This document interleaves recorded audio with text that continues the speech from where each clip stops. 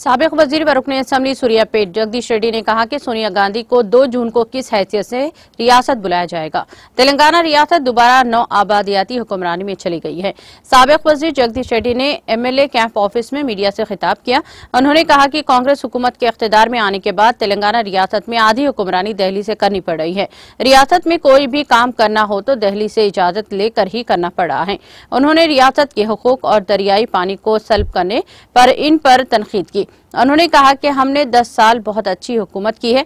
तेलंगाना के लोगों ने 2 जून 2014 से दिसंबर 2023 तक रियासत तेलंगाना में हुकूमत की। उन्होंने कहा कि एक बार फिर बदकिस्मती से गैर मुल्की राज आ गया है और दिल्ली की बदकिस्मती थी कि इस पर इन्हिसार करना पड़ा। उन्होंने कहा कि कांग्रेस की जानिब से किए गए वादों से इन्हिराफ करते हुए अवाम के साथ धोखा किया गया। उन्होंने कहा कि मौजूदा मसाइल की वजह से अवाम को मुश्किलात का सामना है।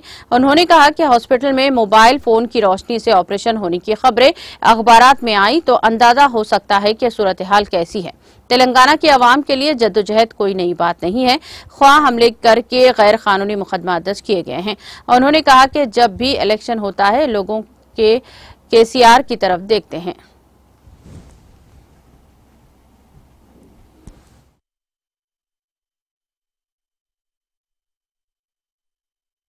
ఆధారపడి బతకాల్సిన పరిస్థితి వచ్చింది. ఇది రాష్ట్ర ప్రజలందరూ కూడా గమనించాలి. ఇక రాజకీయాల విషయానికి వస్తే ఏ రకంగా ఒకటొకటి ఎగ్గొడుతూ ఇచ్చిన హామీలని దొంగలో దొక్కి మోసం చేస్తుందో కాంగ్రెస్ పార్టీ స్పష్టంగా మనకు అర్థమవుతుంది, మీకు అందరికీ కూడా అర్థమవుతుంది. ఇప్పటికే బోనస్ అనేది బోగస్ అయిపోయింది. ఒక్క రూపాయి కూడా రైతాంగానికి బోనస్ రూపంలో ఇవ్వము అని చెప్పి సాఫ్గా రాష్ట్ర ప్రభుత్వం చెప్పింది. అదే క్యాబినెట్లో తీర్మానం చేసినామని చెప్పి దాంట్లో ఉన్న మంత్రులే మళ్ళీ ఇవాళ నోటుకు వచ్చినట్టు అబద్ధాలు మాట్లాడుతున్నారు.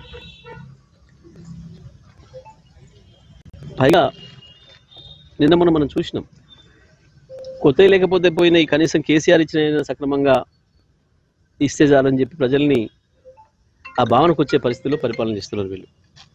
విద్యుత్ విషయంలో ఉప ముఖ్యమంత్రి ఎంత బుకాయించినా బట్టి గారు, నిన్న మనం వరుస సంఘటనలు చూస్తూ ఉన్నాం. అది మేము చేసిన ఆరోపణలు కావు, బీఆర్ఎస్ బీజేపీ మీద చేసిన ఆరోపణలు కావు.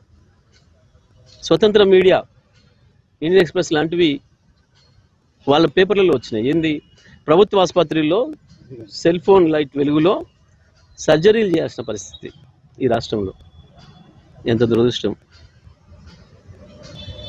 కేసీఆర్ 9 సంవత్సరాలు ఇచ్చి చూపించిండు కదా, 9 సంవత్సరాలు వరుసగా నడిపిన దాన్ని నడపలేని పరిస్థితి ఉంది. వాళ్ళు మీరు అంటే మీ పరిపాలన ఎంత అపరిపక్వంగా ఉందో స్పష్టంగా కనబడుతుంది, లేదా నిర్లక్ష్యాన్ని తెలియజేస్తూ ఉంది.